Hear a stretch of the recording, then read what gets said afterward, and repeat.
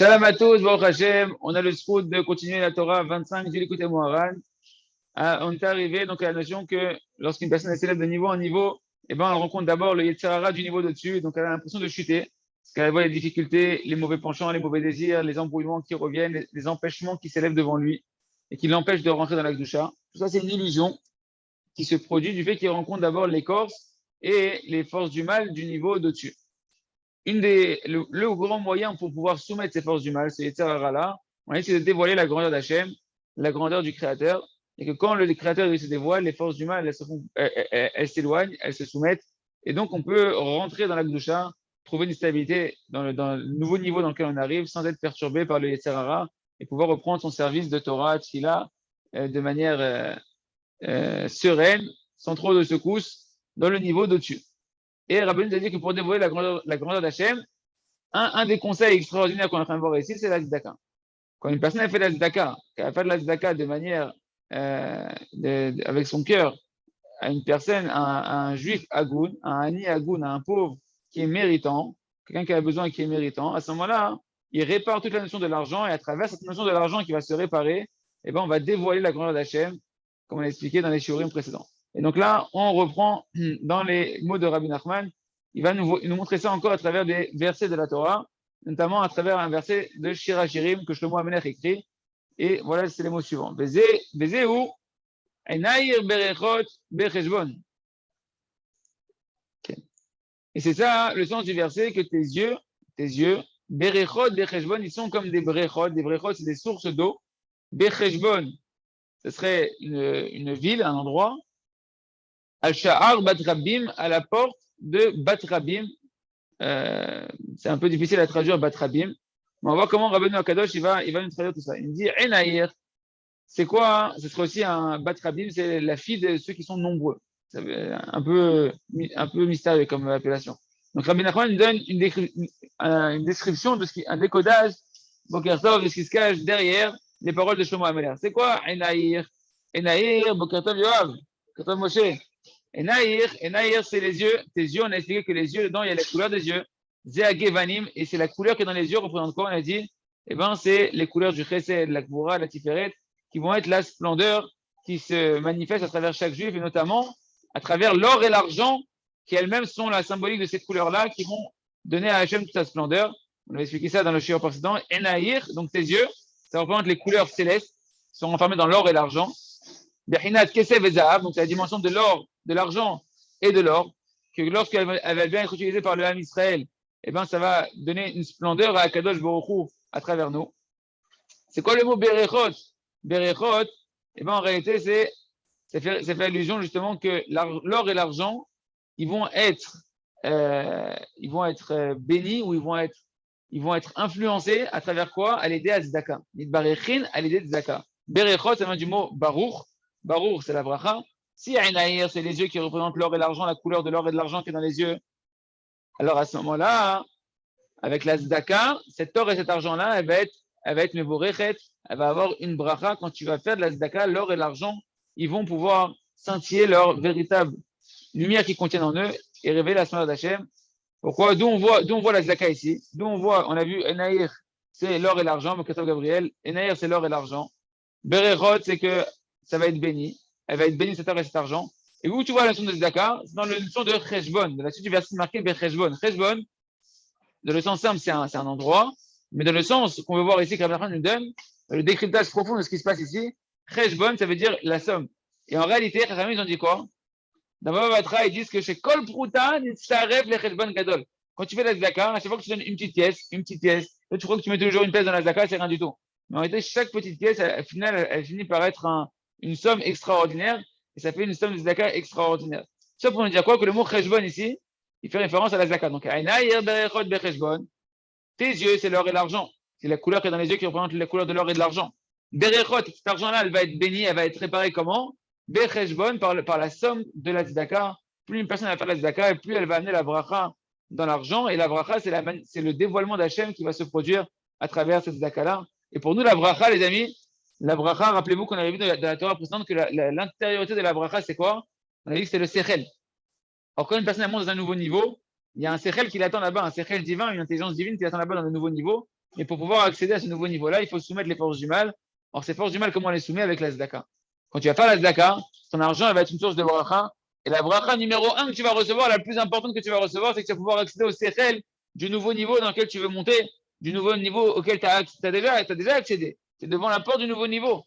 Et simplement, il y a des embrouillements du Yetzer Hara là-bas qui t'empêchent d'atteindre ce nouveau niveau. Là-bas, il y a un sechel qui est caché là-bas que tu vas pouvoir atteindre. Et pour pouvoir l'atteindre et pour pouvoir soumettre les forces du mal, c'est par la Zdaka que tu vas avoir la bracha. Rappelez-vous, comme avait dit que la bracha, l'essentiel de la bracha, c'est le sechel. L'essentiel de la bracha, c'est le sechel. Un homme qui reçoit du sechel, il a de la bracha. Et donc là, il me dit Rabbeinu, et même de l'argent qui va arriver dans les mains des goïms, même quand de l'argent va arriver dans les mains des goïms, et ben ça va être considéré comme de la Zdaka. Ça, c'est un chidouche de Rabbeinu Kadosh qui nous dit, même quand l'argent arrive dans les mains des goïms, Anikraim bat rabim, et ça c'est la suite du verset, Ainair berechot becheshbon, Achar bat rabim, bat rabim, ça va faire référence aux goïms. D'où on voit ça, le Rav Arush nous dit chez Rier, on voit dans la suite de Shirachirim, c'est marqué Maïm Rabim, les eaux nombreuses, elles ne pourront pas éteindre l'amour. De quoi on parle? Les eaux nombreuses, en fait, ça fait référence aux Goïm, aux nations qui sont nombreuses, aux 70 nations, à tous les Yetzer Hara, à tous les Ta'avot de ce monde-là, qui représentent tous les mauvais désirs qui sont représentés par les nations étrangères. Ben, celles-ci, elles sont nombreuses, 70 nations. Ces eaux-là, elles ne pourront pas éteindre l'amour, le feu de l'amour que j'ai pour Hachem, de l'amour de la Torah, l'amour du tzaddik, l'amour de la tfila, etc., des mitzvot. Et donc, on voit que Rabim, en réalité, Rabim, ça fait référence aux nations. Non, par exemple, quand tu vas au Mali et que tu donnes de l'argent aux Ukrainiens et que tu n'as pas le choix, etc., ben, ça va te considérer comme la Zdaka. Il a fait, ça c'est un très bon exemple. Mais, pour Rabbeinu, il dit même ça, il y a une prière de Zdaka.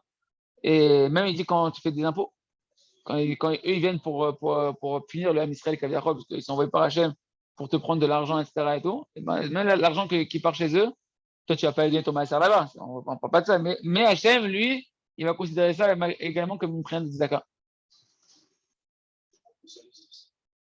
Okay. Donc là, on revient sur le sens du verset de Shir Hashirim. Et Naïr Berechot Bechesbon, tes yeux, c'est la couleur des yeux, la couleur, c'est l'or et l'argent qui sont renfermés, qui renferment en elles des couleurs spirituelles très très élevées, qui sont tressées des Gvura. Berechot Bechesbon, elles vont être bénies par la Zdaka.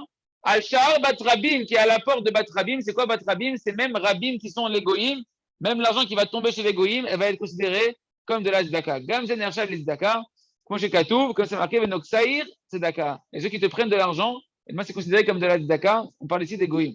Mais Davka, Al-Sha'ar Batrabim. Et là, Rabbeinu, il est médaillé dans les mots de Shir Hashirim. Il dit, c'est marqué quoi? À la porte de Batrabim. C'est quoi la porte de Batrabim? C'est que cette Zdaka, elle va avoir de la valeur véritablement. Elle va trouver de la grâce et elle va sentir, elle va renfermer la puissance de la Zdaka. C'est quoi la puissance de la Zdaka? On a dit, c'est que ça dévoile la grandeur d'Hachem. Toute la grandeur de la Zdaka, c'est quoi? Le tikkun de la Zdaka, c'est que quand tu donnes de la Zdaka, ça va dévoiler la grandeur d'Hachem. Ouais. Et bien cette dimension, elle n'est réalisée chez les Goïm que à Sha'ar Batrabim, à la porte des Goïm. C'est quoi la porte des Goïm? C'est qu'au moment où l'argent n'est pas rentré encore dans leur poche, quand tu es en train de leur donner l'argent, à ce moment-là, il y a un lien de Zdaka. C'est quoi le lien de Zdaka ici? Le lien de Zdaka, c'est le lien de dévoilement de la grandeur d'Hachem. La grandeur d'Hachem, elle se dévoile, cet argent, elle a encore un chen, cet argent, elle a encore une grâce spéciale parce qu'elle vient du Ham Israël et elle est sentie même aux yeux des Goïm. Donc la gloire d'Hachem, elle est encore dévoilée à charge jusqu'à la porte des Goïm. C'est-à-dire quoi? Dès que ça rentrait chez les Goïm vraiment, dans leur compte en banque, dans leur poche, l'effet de l'Esdaka, il a disparu. J'ai entendu l'effet du dévoilement de la gloire d'Hachem, il disparaît parce qu'on a dit que l'argent, quand elle rentre dans la possession des Goïm, elle perd toute sa grâce parce que c'est pas là-bas sa place à l'argent. L'argent, elle trouve sa valeur que dans le Ham Israël qui savons l'élever et faire connaître Hachem par l'argent, par notre utilisation de l'argent. On fait connaître Akadosh Baruch Hu. Chez les Goïm, c'est le contraire. Donc c'est l'argent, même quand elle va chez les Goïm, elle sentit avec la valeur qu'elle a de la Zdaka, qui est cette dimension de dévoiler la gloire d'Hachem. Mais dès qu'elle rentre chez eux, c'est jusqu'à la porte des Goïm, dès qu'elle traverse la porte des Goïm, cet argent, elle perd sa valeur. Alors, il dit la suite, que Shadain Achar, tant que l'argent elle est à la porte des Goïm, c'est-à-dire, il dit le Rav Arush que chez la Knesset Nimsa Adain Rag Bidé Anobsim Shem Shlichim chez la Malchut. Quand c'est les intermédiaires, les envoyés qui vont venir te prendre l'argent, ok, et que elle n'est pas encore arrivée dans les mains de la royauté, donc ça fait toutes sortes en réalité d'intermédiaires. Tant que l'argent n'est pas arrivé chez les Goïm Mamash, c'est-à-dire dans le destinataire chez qui elle doit arriver au final, cet argent-là est considéré comme une forme de zaka qui dévoile la grandeur d'Hachem. Mais dès qu'elle a atterri chez les goïms, ça disparaît. Elle se voile. C'est tout le temps en mouvement, l'argent. L'argent est tout le temps en mouvement, mais il y a quand même un moment donné où elle part de quelqu'un, elle arrive chez quelqu'un. Ça peut être l'État. On parle des goïms. Mais là, on parle par exemple des taxes des goïms. Les taxes de goïms, il y a bien quelqu'un qui t'a envoyé la taxe. C'est quelqu'un qui va atterrir la taxe. C'est l'État. Kodem Sheba Leadakum, tant qu'elle n'est pas arrivée dans les mains du goy. Adaïn Shora, Chen la Mamod, il y a cette grâce-là, cette grâce qui est le dévoilement d'Hachem, qui est encore sur cet argent-là, et d'ailleurs qui est l'appétit des goïms, que les goïms ils veulent notre argent. Avalacharkar, Ni'ila, Machen, Kanal. Mais dès que l'argent elle rentre dans la main du goy, ce chen-là, cette grâce qu'elle contenait l'argent, eh ben, elle va disparaître. Et d'ailleurs, ce qu'on pourrait peut-être dire, c'est dans le sens où, en fait, qu'est-ce qu'il veut dire ici, Rabbeinu, qu'il y a une lien de Zdaka. On a dit tout le lien de la Zdaka chez nous, c'est quoi? C'est de dévoiler la grandeur d'Hachem pour soumettre les forces du mal. Les goïms, tant qu'ils sont, on pourrait dire que tant qu'ils sont ils savent qu'ils sont en train de te prendre de l'argent, ça les calme. C'est-à-dire que leur haine sur toi, leur emprise sur toi, tant que l'argent n'est pas arrivé dans leur compte en banque et qu'ils savent qu'il y a de l'argent qui est en train de cheminer de chez toi à chez eux, le règne qu'il y a dans cet argent-là, le dévoilement d'Hachem qu'il y a dans cet argent-là, il peut avoir un effet de soumettre un petit peu les forces du mal qui sont remportées par les goïms, d'être soumises un petit peu. Mais dès qu'elle rentre chez les goïms, cet effet de la tzedaka, il va disparaître, comme dit Rabbeinu, elle perd sa grâce, donc elle perd sa force de pouvoir trouver grâce dans les forces, même chez les forces du mal, que ça les calme quand elle voit la gloire d'Hachem, et qu'à ce moment-là, c'est comme il avait dit Rabbeinu, que même dès qu'ils ont l'argent, dès qu'ils apprennent l'argent, ils en veulent encore. Parce que tant qu'ils ne l'ont pas encore, il y a de la grâce dans cet argent-là, mais dès qu'ils l'ont, l'argent du juif, et qu'ils la rentrent dans leur compte, cette grâce, elle disparaît, et donc ils en veulent encore. Comme ça, j'essaie de comprendre un petit peu, parce que sinon, je ne vois pas trop ce qu'il veut dire Rabbeinu par l'effet de la tzedaka. Mais je pense que dans le sens de Zdaka, que la Zdaka, elle a la force de soumettre les forces du mal. Mais chez les goïms, quand ça arrive chez les goïms, la différence, c'est que tant qu'elle n'est pas arrivée dans leur compte, ça les calme. Mais dès que ça arrive chez eux dans leur poche, ça recommence et ils ont encore envie d'aller demander de l'argent du juif, de prendre l'argent du juif, etc. Ce qui est pas le cas, par contre, quand nous on fait ça, a priori, on dirait que quand nous on fait ça de l'argent, la Zdaka qui va chez l'homme Israël, cette Zdaka-là, elle a un dévoilement d'Hachem qui est beaucoup plus, qui semblerait beaucoup plus grand. C'est pour ça que je fais cette nuance-là. Pour moi, je ne pense pas qu'on parle de Zaka dans le sens Zaka. Peut-être. Rabbeinu, il dit pas, il donne pas de détails ici particulièrement. On pourrait peut-être dire, avec des réserves, il faudrait vérifier, est-ce que, d'après Rabbeinu, ça aurait une valeur de Zaka en tant que misère de Zaka type Shuto. Mais ce qui est sûr, pour moi, ce qui me paraît clair ici, ce qui me paraît plus sûr de dire ça, c'est qu'en tout cas, la notion de Zaka ici, c'est le chen qu'il y a dans l'argent et le dévoilement de la gloire d'Hachem qu'il y a dans l'argent qui va avoir un effet de soumettre les forces du mal. Et dans le sens de ce qu'il a dit Rabbi Nachman, que les goïms, ils veulent, qu'eux représentent les forces du mal, ils veulent l'argent du juif parce qu'il y a un chen dedans, et que tant qu'ils n'ont pas cet argent-là, il y a encore ce chen-là qui est dedans, et dès qu'ils l'ont, il disparaît. C'est un peu comme ça que je comprends cette notion de Zdaka-là. D'accord? Certainement, certainement. Mais je ne peux pas te dire plus que ça parce que je n'ai pas d'éléments pour aller plus loin. Après, je vais spéculer après. Ouais, on pourrait demander.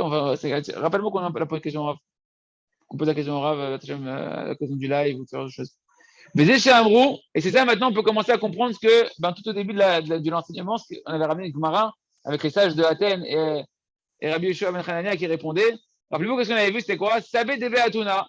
Vous voyez qu'il y avait les sages de Athènes qui avaient posé la question à Rabbi Yeshua ben Hanania. Arvelan Mana Dela Shadia Lechabala. Montre-nous un objet, un ustensile, un keli, qui ne vaut pas la perte qu'il va engendrer. Qu'est-ce qu'il avait fait?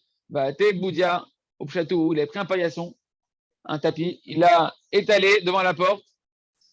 Au château, et le paillasson, dans sa largeur, il ne pouvait pas passer le seuil de la porte.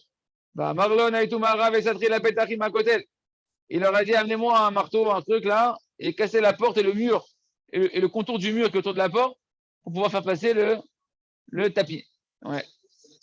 Un tapis, un paillasson.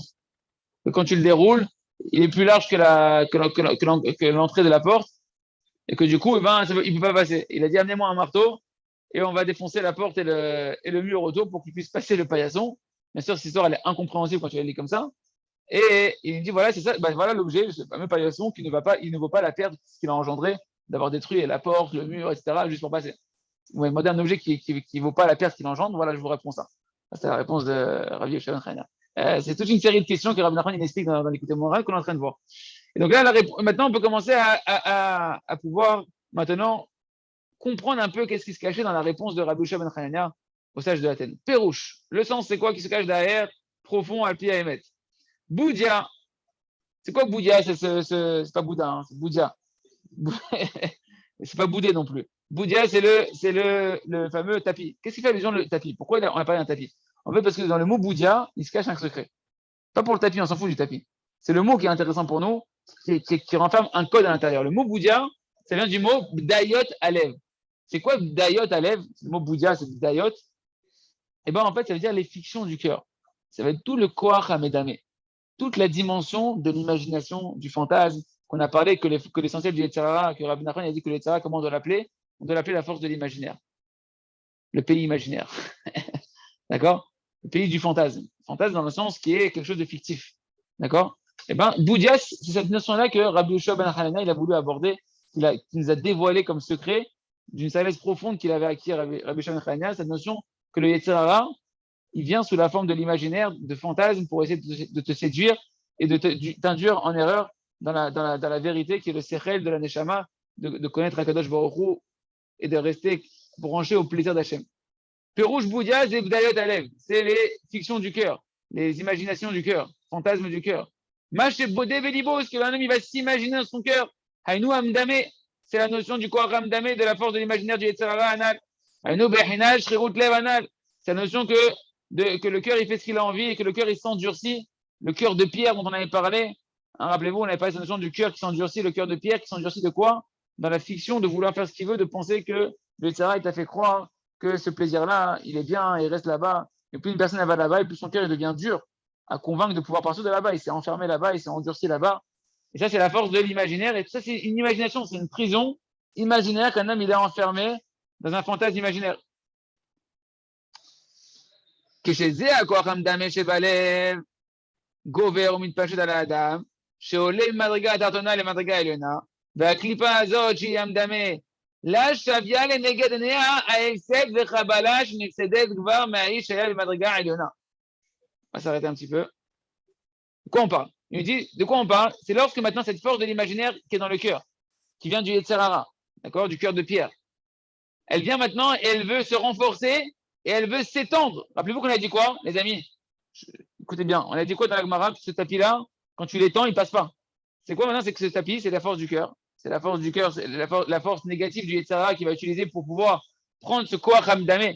La force de l'imaginaire, c'est une force qui peut être positive ou négative. On peut Rabbi Nachman nous apprend à travailler l'imaginaire pour travailler sa volonté de pouvoir sortir des mauvais désirs, des mauvais caractères, etc.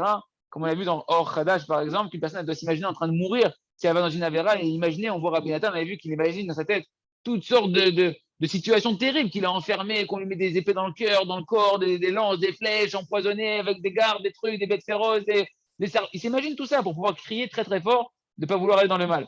Donc il y a une force de l'imaginaire qui est très très forte, qui peut être dans le bien comme dans le mal. Là, quand la force de l'imaginaire, elle veut s'étendre sur nous, quand on monte de niveau, qu'on arrive au niveau de-dessus, qu'on est arrivé au niveau de-dessus, mais que maintenant, la première chose, c'est que c'est la clipa qu'on va rencontrer. Et que la clipa, cette clipa-là, elle avait été vaincue par la personne qui était au niveau d'avant. Parce que rappelez-vous qu'on a dit qu'il n'y a pas de juifs qui peuvent être au même niveau. Le niveau dans lequel tu vas attendre toi au-dessus, il y avait quelqu'un avant toi. Cette personne qui était là-bas, si elle était là-bas, c'est qu'elle a stabilisé l'endroit, elle avait soumis la clipa à les forces du mal qui étaient là-bas. Mais quand toi, tu montes, on a dit qu'est-ce qui se passe? La clipa, elle se réveille par rapport à toi. Par rapport à toi, tu rentres d'abord dans la couche extérieure, elle se réveille par rapport à toi. Et elle s'étend, Kaviarol, devant la porte d'entrée de niveau de l'Akdoucha que tu es en train d'atteindre, du nouveau niveau que tu es en train d'atteindre, et Kaviarol, elle t'embrouille là-bas, elle te fait travailler ton esprit pour t'embrouiller, toutes sortes de faiblesses qu'elle veut t'amener à l'intérieur de toi pour te faire aller dans un autre chemin que le chemin dans lequel tu es arrivé, qui est la nouvelle porte de l'Akdoucha. Et c'est ça, il me dit, c'est qu'elle va s'étendre, ce tapis-là, il s'étend, d'accord? Et il ne vaut pas la perte qu'il va engendrer. C'est quoi là, qu'il ne vaut pas la perte qu'il a engendré? Il dit chez Ena, là, Shadia le Neged Enea, Aelzed Vechabala, qui s'est passé par celui qui était au niveau dessus. Shavia, ici, Shavé, il ne vaut pas la perte qu'il a engendrée. Le mot Shavé, il veut dire soit Shavé, ça vaut une valeur, ou soit Shavé, c'est j'ai placé. Comme chez Viti Hachem et Vitamine. J'ai placé Hachem devant moi toujours, ou bien j'ai mis égal Hachem toujours devant moi. Shavé, ça peut être une valeur, une égalité, ou ça peut être placé. c'est qu'en réalité, la clipa ici, quand on te parle de ce tapis-là, c'est les forces de l'imaginaire, elle ne place pas devant ses yeux le fait qu'elle a été détruite déjà, vaincue par la personne qui était déjà avant lui dans le niveau d'avant. Quand toi tu montes, normalement, elle devrait être, elle a été mise KO par la Neshama qui était avant toi dans le niveau d'en haut. Et pourtant, quand toi tu montes de niveau, elle ne garde pas devant ses yeux la défaite qu'elle a eue, on va dire, par rapport à celui qui était avant toi, qu'elle a été soumise par celui qui était avant toi, et elle se réveille, elle se réétend devant toi maintenant quand toi tu montes de niveau dessus. Ça va ou pas? Vous arrivez un peu à décrypter le langage de l'Agmara? Ok.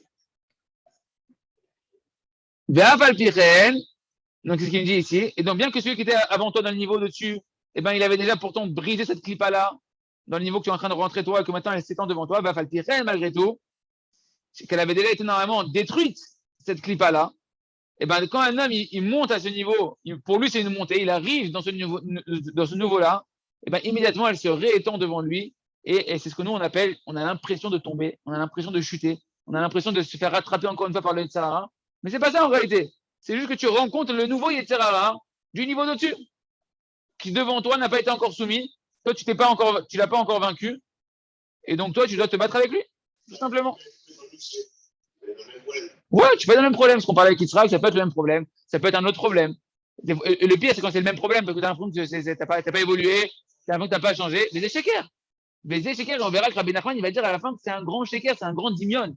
C'est une grande imagination, c'est une grande fiction. C'est le plus grand shaker du Yetzirah, c'est de te faire croire que tu ne montes pas. C'est ça le découragement, le Yehush. C'est quoi le Yehush? C'est que la personne, elle croit qu'elle stagne, elle croit qu'elle régresse, elle croit qu'elle n'avance pas. C'est du dimion. C'est vrai que Rabbi Nachman a dit, En shum Yehush ba'olam klal. Il n'y a pas de désespoir, un juge fait que monter, sa neshama, elle veut faire que monter. Et s'il garde le cap de croire en lui, il fera que monter. Et il fait véritablement que monter. Simplement, où est-ce qu'il se fait attraper? C'est dans les houches, dans la fiction. Et la personne, elle perd ses moyens, elle perd ses forces. Et elle stagne véritablement parce que elle ne croit pas qu'à chaque fois, elle est en train de, quand elle fait une bonne tentative, elle ne croit pas que ça a concrétisé. Elle a l'impression que ça tapait dans le vide. Non. Oui, c'est ça, Sarah qui Rabbi Nachman. C'est Sarah qui Rabbi Nachman, il a appelé le Medamé, ça fait partie. L'état à vote, les deux, l'état à vote, les mauvais désirs, c'est une fiction, c'est un faux plaisir. C'est un poison enrobé de chocolat. Ça, c'est une chose. Ça, c'est une fiction. Et la plus grande des fictions, comme il a dit Rabbi Nachman, le Yetzirah, il ne cherche pas la faute en elle-même. La faute, ce serait la Ta'ava. Ok, la Ta'ava, c'est une fiction, etc. C'est pas ça la grande fiction. La plus grande des fictions, la plus grande des Averot, il a dit Rabbi Nachman. Le plus grand objectif du Yetzirah, c'est de te faire tomber dans la plus grande des fictions, c'est le désespoir. Que tu n'avances pas, que tu ne progresses pas, que tu régresses, que ce que tu fais, ça sert à rien, qu'Hachem t'a oublié. Ça, c'est le Yehush. Alors, il a dit, le Yetzirah, il ne cherche pas la Avera en elle-même. Il cherche la tristesse qui vient après la Avera. Et quand on parle ici de fiction, de quoi Damé, la petite Avera, ça va être bon, ça va être bon, t'es tombé dans le chocolat, t'es tombé dans le truc, dans le beau gâteau à la crème, etc. Chacun il mettrait dans sa tête ce qu'il a envie. Ok? Mais c'est pas ça qu'il cherche véritablement. Ce qu'il cherche, c'est de te faire tomber à travers cette fiction-là dans une fiction beaucoup plus grande, qui te faire croire que t'es un nul, t'es un bon à rien, t'arriveras à rien, laisse tomber, perds ton estime de toi. Chacun connaît la poésie qui vient derrière du Yetzirah, qui te tartine avec. Qui te marave avec.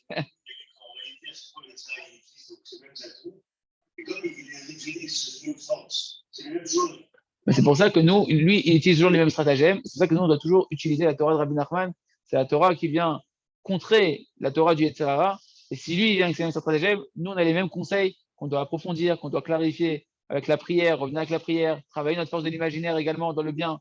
Imaginez combien Hachem t'aime, imaginez combien tu es un héros véritablement, imaginez combien en réalité qu'au jeu d'Hachem, chaque volonté, c'est une bataille qui est gagnée véritablement.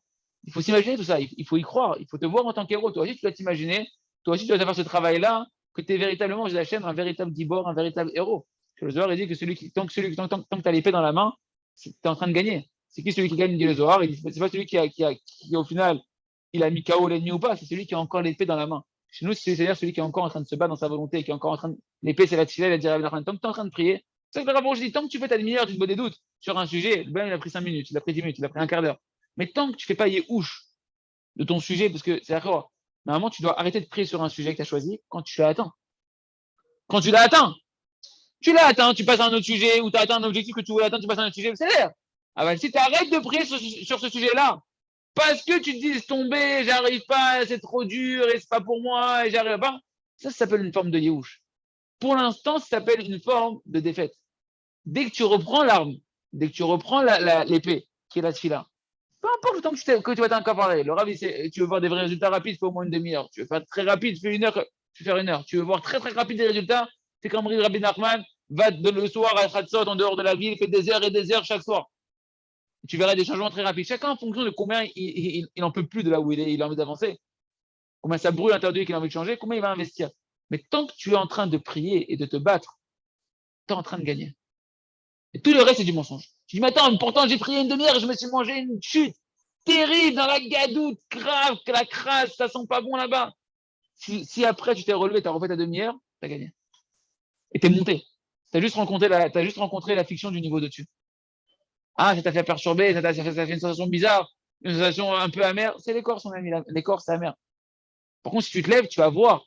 C'est ça que Rabbi Nachman dit quand même, il passer de Tachlit à Yerida, les Tachlit à Aliyah. Il faut passer du summum de la chute au summum de l'élévation. Parce que pourquoi? Si tu tiens bon véritablement, après ce que tu croyais être une chute, et que là-bas tu vas crier Aïe, mais comme Kevodo, où est-ce qu'elle est, Hachem, ta gloire? Mais comme Kevodo, l'endroit de ta gloire. C'est l'endroit, on peut dire ici, c'est l'endroit du niveau qui est derrière. Le niveau qui est derrière, à travers derrière la clipa, derrière l'épreuve que tu viens de traverser, derrière, il y a le niveau spirituel qui t'attend, c'est la rencontre, la nouvelle rencontre avec Hachem, le Mekom Kevodo, l'endroit de la gloire d'Hachem qui va se dévoiler à toi, qui se trouve derrière cette épreuve qui s'appelle une chute. Mais ça, c'est seulement si la personne ne fait pas Yehush. Si là-bas, elle crie et qu'elle a mis qu'Hachem il est derrière, qu'Hachem il est là, qu'Hachem il est, etc., cette personne-là, elle va passer mais Tachlit à Yerida et Tachlit à Aliyah, c'est-à-dire que c'est une sensation de passer d'une sensation d'une chute énorme qui était la clipa que j'ai rencontrée, le Yetzirah que je viens de rencontrer maintenant, au dévoilement qui est derrière d'Hachem. C'est-à-dire, je vais ressentir un plaisir extraordinaire, je vais ressentir un dévoilement d'Hachem extraordinaire, des compréhensions extraordinaires, une proximité extraordinaire, que nous, on va appeler ça Mitachlit à Aliyah, que je suis passé. Et ça, les amis, je peux vous assurer que c'est prouvé, c'est badou comme nous c'est sur nos cimes. Vous pouvez même pas imaginer, des fois, des personnes peuvent traverser des choses terribles pour les yeux des gens qui ne vivent pas les mêmes épreuves, des choses que le commun des mortels, il va dire, c'est des choses terribles qui va traverser la personne. Et si elle fait cette BD de tous les jours, eh ben, elle voit clairement que quand elle continue après sur le sujet, bam, ça s'ouvre derrière, alors que normalement, il aurait dû être en train de pleurer, en train de se cacher, etc., de se morfondre. Il sent une proximité avec Hachem qui n'est pas normale, qui est vraiment pas normale, parce que c'est pas logique. Et après, il dit, parce que c'est une fiction. Tu es véritablement monté. Simplement, tu as juste rencontré un Yetzirah du niveau de-dessus. Apprends que quand tu montes, eh ben, le kilo d'après, ça va être dur de le lever, c'est tout. C'est normal. Tu as atteint un niveau de pouvoir lever 50 kilos, tu veux lever 60 kilos, frère, si tu n'es pas habitué encore, et que 50 c'était un maximum, tu vas galérer, tu vas avoir l'impression d'être un tocard quand tu vas vouloir lever les 60 kilos. Mais tu n'es pas un tocard. Tu es arrivé à 50 kilos. Bon, c'est pas beaucoup, on va dire les 100 kilos, 200 kilos. Tu es arrivé à 150 kilos, les Aïnara, tu lèves 150 kilos, Baruch Hashem. Hein? Ouais, mais le champion olympique, tu vois son pote qui arrive à lever 160 kilos, et que lui, il a 150, et que 150, pour lever 151, pour lui, c'est déjà, il est tout rouge, les veines qui sortent comme ça, et il voit son copain, il fait 160. Je suis un tocard. T'es pas un tocard, mon ami. Et lui, là-bas, il se décourage pas. Pourquoi? Parce qu'il sait ce qu'il a déjà fait. Il est conscient de ce qu'il a déjà fait. Il voit ses pectoraux tous les jours, il se met devant le miroir, il fait comme ça devant le miroir, il fait comme ça, il fait comme ça. Donc, il est conscient, il perd pas, il n'a pas perdu. Il n'a pas perdu la conscience de qui il est. Ben, c'est pareil, toi, tous les jours, tu dois venir devant toi, te rappeler ce que tu fais, que toujours tu pries devant Hachem, de donner de la valeur à ce que tu fais. Travaille ton imaginaire, que c'est la réalité. Tu travailles ton imaginaire, la réalité, que véritablement, tu es un giborg. Ça fait, il dit, ça fait 10 ans que je travaille le sujet, que je travaille sur le même sujet, mais tu te rends compte, 10 ans de prier. Moi, combien de fois je me suis renforcé à Hachem, je disais Hachem, tu te rends compte, ça fait déjà tant d'années que je prie tous les jours une demi-heure sur la chose la plus élevée de toute la Torah, à préserver ses yeux. Ok, c'est vrai que si quelqu'un me voyait, il pourrait me prendre pour un nul. Mais toi, Hachem, tu sais que tous les jours, je viens et je prie une demi-heure de toutes mes forces sur ce sujet-là. À tes yeux, véritablement, j'ai une valeur extraordinaire. Et je me réjouissais de ça de manière extraordinaire. Et des fois, j'aurais dû me culpabiliser, m'en vouloir et trucs. Non, je gardais ça. Tu dois garder ça. Tu dois travailler cet imaginaire-là positif pour combattre. En tout cas, ici, on voit que chez nous, en tout cas, comment tu fais ça déjà avec la Zdaka. Hein. Avec la Zdaka, ça casse cette clipa-là. Ok. La Valpiren, il met Gaberet à Farkar, et donc c'est cette notion-là que la clipa, elle se réveille de nouveau quand toi tu arrives dans le niveau de-dessus. Vela Ayel Letara, donc on reprend le commentaire de l'Agmara pour comprendre la suite de l'Agmara. Vela Ayel Letara, et c'est ça la notion que le tapis, il ne pouvait pas passer la porte. Ça va, Yitzhak, tu navigues bien entre les vagues? Vela Ayel Letara, Anushlo Yachol Aish Lekanet Eshar Agdusha, chez Asechel. Donc maintenant, quand on a dit que le tapis ne pouvait pas passer la porte, c'est quoi la porte? C'est qu'il ne peut pas, cet homme-là, rentrer directement dans la porte de la Gdusha, qui est le Sechel. Encore une fois, vous voyez que c'est quoi C'est quoi la bracha? C'est quoi le niveau que tu veux atteindre? C'est le sechel qui est derrière. C'est la connaissance qui est derrière, la connaissance d'Hachem qui est derrière. Il y a une porte il y a une porte. C'est comme les vigiles. Tu veux rentrer en boîte de conserve. Eh ben, ici, tu as la boîte d'Hachem, tu as le Bet Midrash, tu as le Bet Amigdash, tu as le niveau supérieur que tu vas atteindre de proximité avec Kadosh Baruch Hu, d'extase d'Hachem. Quand tu rentres, pourquoi ils rentrent là-bas en boîte de conserve, les gens? Pour aller vivrer, pour aller kiffer. Bah, c'est pareil, là, tu veux rentrer dans la boîte d'Hachem, tu veux rentrer de vivrer avec Hachem, dans le niveau de-dessus, il y a une porte avec un vigile qui ne te laisse pas rentrer. Un colosse, comme ça, il fait la tête. Ah. Ouais, tu viens, tu mets un petit pot de vin, frère, tu fais une tzedaka, sinon ça s'appelle tu vas faire la tzedaka. Tu fais de la tzedaka, tout de suite il va te laisser rentrer, il va te laisser passer, et tu vas pouvoir kiffer avec Hachem à l'intérieur, etc. On parle de la boîte de la Gdoucha, on parle de la boîte du Beth Midrash, on parle de la boîte de la Gemara et du côté Moharan, le Khoulé, d'accord? Et ben, ici chez nous, c'est la tzedaka. Quand tu vas faire la tzedaka, le vigile, il se calme, il se fait tout petit, il fait des sourires, il te fait une tape sur le dos, allez, rentre, il n'y a pas de problème, etc. Ben, c'est la force de la tzedaka. La force de la tzedaka, elle va te laisser passer, elle va te laisser rentrer. Ken, et donc c'est quoi? Il te laisse pas. Donc c'est ce tapis qui est à la porte, et qui te laisse pas rentrer. Il est trop large, il te laisse pas passer. C'est quoi ce tapis? C'est la force de l'imaginaire qui s'étend devant la porte de l'Akdoucha dans laquelle tu veux rentrer et qui veut pas te laisser rentrer, qui veut pas te laisser rentrer. Toi, qu'est-ce que tu vas faire? Tu vas prendre le marteau, tu vas défoncer la porte, tu vas défoncer le mur qui est autour pour laisser passer, pour pouvoir rentrer. Ça va être la tzedaka qui va avoir la force de pouvoir détruire les obstacles qui sont en réalité la force de l'imaginaire du Yetzer Hara. Parce que qu'est-ce qui se passe avec la tzedaka? On dévoile Hachem qui est derrière la porte, on dévoile la Kadosh Baruch Hu, et à ce moment-là, quand le vigile il prend conscience que derrière, en réalité, le patron, c'est ton père, c'est bon, le vigile, il c'est tout petit, il a même honte de ne pas t'avoir laissé rentrer plus rapidement, d'accord? Bah, d'avoir. Quand les forces du mal elles se rendent compte de la grandeur d'Hachem, combien Hachem il est énorme, combien Hachem il est présent, combien Hachem il est caché dans un pays lointain, etc. Il est là, Hachem, il se dévoile devant eux. Hachem il dit, hey, c'est mon fils qui veut rentrer me voir, tu vas faire longtemps le Mario de le laisser comme ça à la porte. Elle se fait petite et elle te laisse rentrer, Ken. Nous, je vais dire quoi, c'est Kanes Shar Doucha. Chez Yaserel, Kanam, il voit qu'il n'arrive pas à rentrer dans les portes de la sainteté, dans les portes de la Doucha qui est l'intelligence. Et ça ne peut se faire que si jamais tu brises les forces de l'imaginaire qui te font obstacle, mais que de manière fictive en réalité. D'accord? Parce que c'est seulement quand il a brisé son cœur de pierre, ce cœur de pierre qui est un peu la clipa. Le cœur de pierre, c'est l'obstacle, c'est la muraille. C'est la muraille qui t'empêche de vivre avec Hachem, de sentir l'amour d'Hachem dans ton cœur, etc.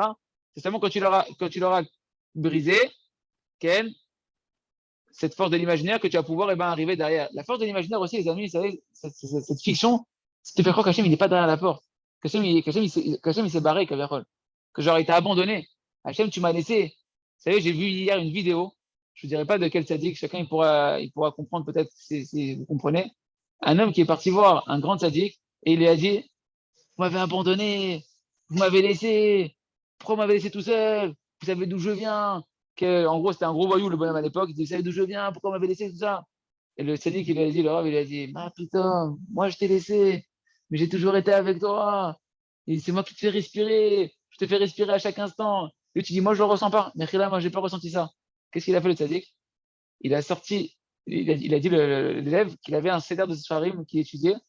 Il étudiait, je sais pas, tous les jours un peu de Zohar, un peu de Mara, un peu de Midrash, un peu de Chumash, un peu de Shulchan Aruch. Et le Rav, le sadique, il dit, mais putain, toi tu dis que je suis pas là. Il dit, je suis à côté de toi tous les jours, je te fais respirer tous les jours, mais tu me vois pas parce que tes yeux, tellement tu fautes avec tes yeux, tu as tellement de clipotes, d'écorces devant les yeux, d'écran que tu me vois pas, mais c'est moi qui suis là avec toi tous les jours. Et c'est moi qui te pousse à étudier. Et qu'est-ce qu'il a fait le sadique? Il lui a sorti les mêmes livres qu'il étudiait, dans le même format, genre même pas genre un petit Zohar, il a pris un grand Zohar, le même Zohar, il a sorti le livre avec le marque-page comme ça ici, là, à l'endroit où il était arrêté, il lui dit, regarde le Zohar, il lui lit le Zohar là où il est arrêté, après il lui prend la Gemara, il dit, je me rappelle, c'était Betsa d'Abjud Bet où j'étais, il a pris Betsa d'Abjud Bet, il lit la Gemara, il lui prend le Shulchan Aruch, il dit, je suis là avec toi constamment, je te fais respirer constamment, tu dis que je t'ai abandonné. Pour vous dire, c'est la force de l'imaginaire. Même au niveau des tzadikim, c'est comme ça. Les grands tzadikim, Amitim, Kachazé, Emitanu, Tamid, simplement, nous, on ne les voit pas. Nous, on ne les voit pas. Hachem, c'est pareil. À chaque fois que tu as une épreuve, Hachem est derrière l'épreuve. Il est pendant l'épreuve, il est avec toi. Il est derrière l'épreuve. Il t'attend. Et le Tzaraï, il se met devant la porte et il te fait croire, genre, qu'il Hachem, il n'est pas là. Hachem, il t'a oublié. Hachem, il t'a abandonné. Hachem, il te met des trucs qui sont insurmontables pour toi, etc. Il ne te laisse pas rentrer dans la porte de la Gdoucha. Mais en réalité, Hachem, il est derrière la porte de la Gdoucha. Il t'attend avec un sourire. Il t'attend avec impatience. Il t'attend juste que toi, tu vas démystifier le libre arbitre de ce monde-là où on cache Hachem, où on cache la douceur d'Hachem. Que tu vas utiliser ton libre arbitre, de ne pas te décourager et de vouloir chercher Hachem. Mais Hamat Gabrut Amdame, ça c'est à cause de, pourquoi cette illusion-là? C'est à cause du renforcement de la force du Médamé, de l'illusion, du Yetzerara, qu'un il n'arrive pas à rentrer dans les portes de l'Akdoucha, parce qu'il va encore d'après les plaisirs de son cœur, il se laisse encore aller dans l'imagination de son cœur, et il doit clarifier que ces fantasmes-là, c'est du sheker, c'est du mensonge. Et donc son cœur, il est comme un cœur de pierre mamage qui l'empêche de rentrer. Et c'est quoi le conseil?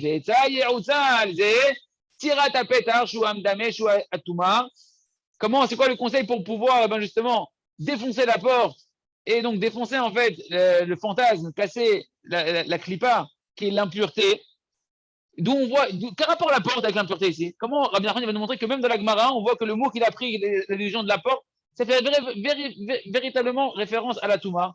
D'où on voit ça? Parce que c'est marqué en réalité. Donc on a compris que pour casser la porte, en tout cas pour casser les portes, c'est la Zdaka. Quand on donne la Zdaka à un juif cachère, etc. On va dévoiler la grandeur d'Hachem et comment se faire petite. Donc quel rapport la porte? C'est la suite d'écouter Moharan. D'où on voit que l'impureté s'appelle la porte. Kmo abaleitame potrinlo. Dans ma Seretuma, page 38, c'est marqué, celui qui veut s'impurifier, on lui ouvre la porte. Donc tu vois que la notion de l'impureté, elle est liée à la porte. Et on voit également ça à l'origine du mal dans la création du monde, avec le Yetzirah, avec le serpent originel.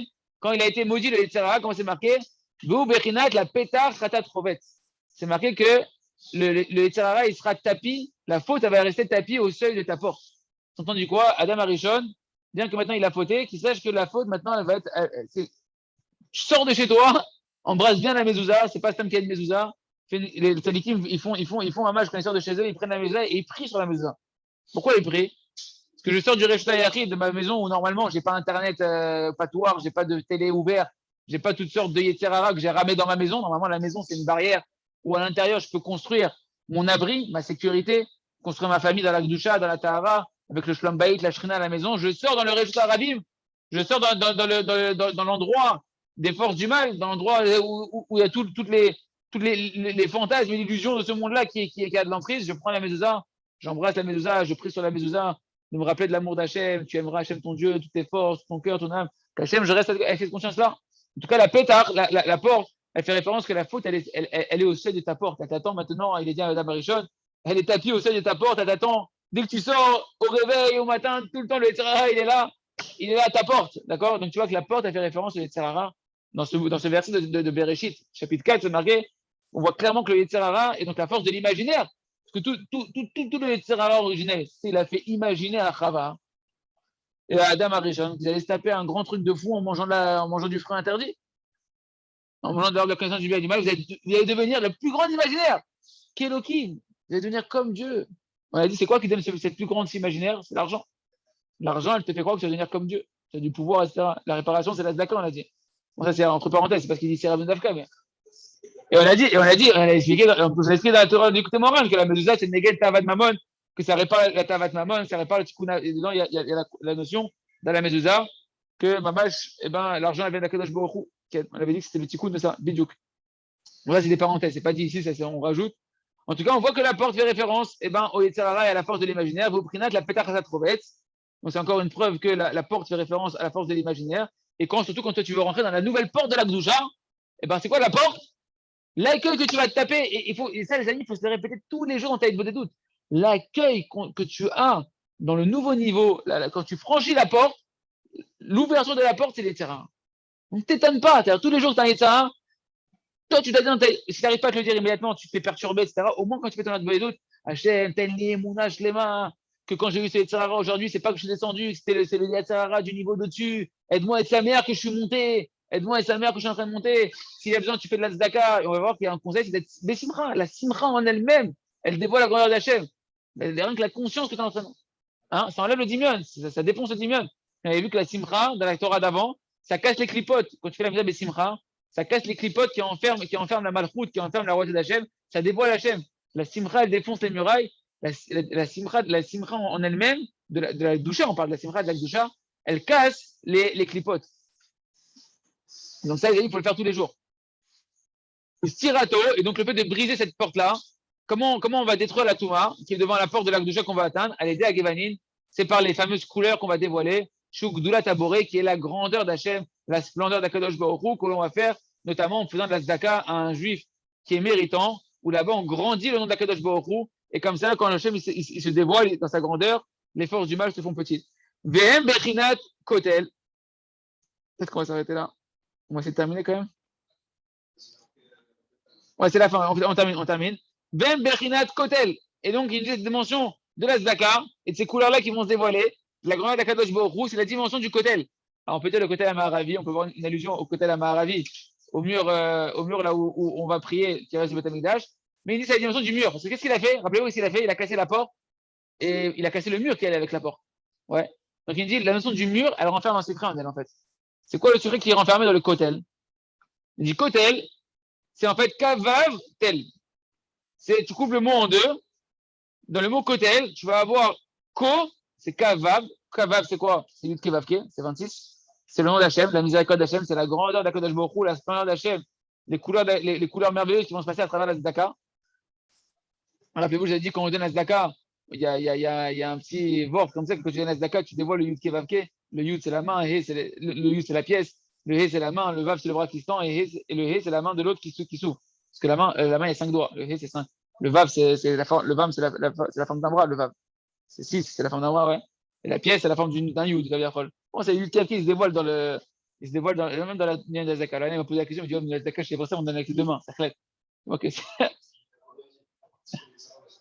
ah, fait.